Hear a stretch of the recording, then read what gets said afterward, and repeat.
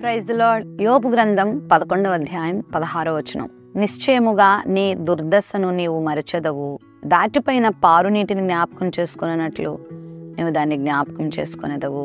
మానవ జీవితంలో కేవలం మంచి దశలే కాకుండా దుర్దశలను కూడా ఎదుర్కొనే పరిస్థితి వస్తూ ఉంటుంది.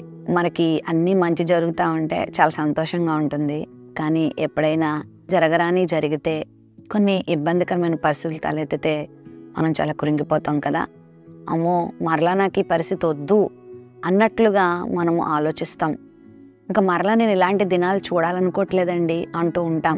ఒక్కొక్కసారి అవి గతించిపోయిన తర్వాత అమ్మో, అవి నా జీవితంలో ఎంత భయంకరమైన రోజులు అని అప్పుడప్పుడు వాటిని గుర్తు చేసుకుంటూ ఇంకా భయపడుతూ ఉంటాం. ప్రభు వాగ్దానం ఇక్కడ సెలవిస్తున్నారు. అదేంటనంటే, నిశ్చయముగా నీవు నీ దుర్దశను మర్చిపోయేలా నేను చేస్తాను. దేవుడే మన దుర్దశను తొలగించకపోతే దాని నుండి ఎవ్వరూ మనల్ని తప్పించలేరు.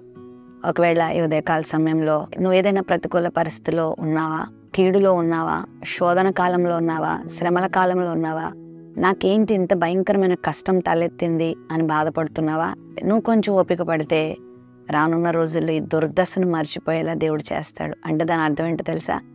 దేవుడు నీకు మేలు చేస్తాడు అని అర్థం. నువ్వు అనుభవిస్తున్నటువంటి ఈ కీడుకరమైన పరిస్థితి నుండి దేవుడు నిన్ను విడిపిస్తాడు అని అర్థం. ఇది విడిచిపెట్టబడిన తర్వాత నువ్వు దీన్ని జ్ఞాపకం చేసుకున్నప్పుడు అది ఎలా ఉంటుందంటే, దాటిపోయిన పారు నీటిని జ్ఞాపకం చేసుకున్నట్లుగా ఉంటుందంట. అప్పుడప్పుడు ఈ వరదల కాలంలో నీటి ప్రవాహము ఊర్లల్లోకి వచ్చి చాలా కీడును కలిగిస్తూ ఉంటుంది. అది తగ్గిపోయిన తర్వాత మళ్ళీ ఎప్పటి మామూలుగా ఉంటుంది. అలాంటి పరిస్థితుల్లో పలానా టైంలో ఈ విధంగా జరిగి ఇంత వినాశనం జరిగింది కదా అన్నట్లుగా గుర్తు చేసుకుంటాం. కానీ అప్పుడు మాత్రం ఆ పరిస్థితి మనకు కనబడదు. అదేవిధంగా నీ జీవితంలో కూడా దేవుడు అలాంటి పరిస్థితిని కల్పిస్తాడు.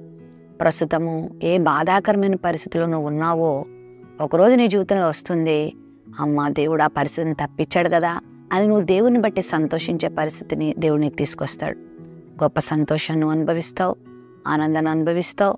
నీ దుర్దశను నువ్వు మర్చిపోయేలా దేవుడు చేసి మళ్ళీ మంచి రోజులు నీకు ఇస్తాడు. నువ్వు సంతోషించే రోజులు నీకు ఇస్తాడు, ఆనందాన్ని నీకు ఇస్తాడు, అభివృద్ధి నీకు ఇస్తాడు. బాధ నుండి నేను విడిపించి గొప్ప ఆనందాన్ని, గొప్ప మేలును నీ దేవుడు నీ పక్షంగా జరిగిస్తాడు. ప్రేమ నమ్మకం కలిగిన మా తండ్రి, నీ బిడ్డల జీవితంలో ఉన్న ప్రతి దుర్దశను తొలగించి అది మర్చిపోయేలా చేయవా ప్రభువా. దేవా, గొప్ప కార్యం చేసి నీ సాక్షులుగా వారు జీవించడానికి సహాయం చేయమని యేసు నామములో ప్రార్థిస్తున్నాం తండ్రి. ఆమెన్.